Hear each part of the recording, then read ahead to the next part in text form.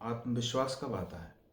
केवल तभी आता है जब वो व्यक्ति अपने पे संदेह नहीं करता, अपने पे उसको डाउट नहीं होता है। ऐसा व्यक्ति जो जो अपनी बुद्धि पे संदेह कर रहा है, डाउट कर रहा है, ऐसा व्यक्ति जो अपने काम पे डाउट कर रहा है, ऐसा व्यक्ति जो अपने से जुड़ी हुई लगभग हर चीज़ का सही से मूल्यांकन नहीं कर पा रहा है, उसमें विश्वास नहीं रख पा रहा है, तो ऐसा व्यक्ति अपने आप ही हर किसी पे डाउट करना शुरू कर देता है। उसका उसका जो नेचर है वो डाउट करने वाला हो जाता है। जब आप डाउट करते हैं किसी चीज़ पे, तो डाउट करने का मतलब ये है कि आप वास्तव में ये नहीं जानते हैं कि असलियत क्या है, हकीकत क्या है, वास्तविकता क्या है, ये आप नहीं जानते। तो कॉन्फिडेंस रहे आपके अंदर, विश्वास रहे आपके अंदर, इसके लिए सबसे ज़रूरी चीज़ ये है कि आप हकीकत को जानो, जो वास्तविकता है उसको देखो, उसको जानने की कोशिश तो करो। जब आप जान जाओगे तब अपने आप ही आपके अंदर विश्वास आ जाएगा। कोई अगर ये कहे कि आपके पास 4 पैर है या 2 सर है, तो आप कभी उस पर विश्वास नहीं करोगे। और इसलिए नहीं करोगे क्योंकि आपने ये जान लिया है कि आपके 1 सर है और 2 पैर है।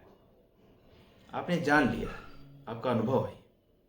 जब तुम किसी भी चीज़ को जानने लगते हो, उसको जानने की कोशिश करने लगते हो, तो फिर आपको उसमें इंटरेस्ट आने लगता है, आपको खुशी मिलने लगती है। लेकिन जब आप किसी चीज़ को जान लेते हो, किसी काम को जान लेते हो, किसी बात को जान लेते हो, किसी मेथड को समझ लेते हो, तो आपको विश्वास आता है। आपकी यात्रा कैसी भी हो, कितने भी उसमें ट्विस्ट हों, कितने भी अप्स डाउन्स हों, कितने भी सुख दुख हों, अगर आपने उनको अनुभव किया है, उनका एक्सपीरियंस है आपके पास, तो आप अपने आप कॉन्फिडेंट फील करते हो। ऐसा व्यक्ति कभी रुकता नहीं है, कभी डिप्रेस नहीं होता है, रिजल्ट्स के कारण कभी परेशान नहीं होता है। वो हमेशा आगे की तरफ चलता चला जाता है। क्यों चलता चला जाता है? इसलिए क्योंकि उसको 2 चीज़ें मिल रही हैं। पहला तो ये जानने का जो सुख है वो उसको मिल रहा है। दूसरी चीज़ ये है कि जानने के बाद जो वो स्थिरता उसके अंदर आ रही है, जो स्टेबिलिटी उसके अंदर आ रही है, ये दोनों ही चीज़ें उसको मोटिवेट कर रही हैं, ये दोनों ही चीज़ें उसको आगे की तरफ धकेल रही हैं, और वो चलता चला जाता है, लक्ष्य तक पहुंचता है।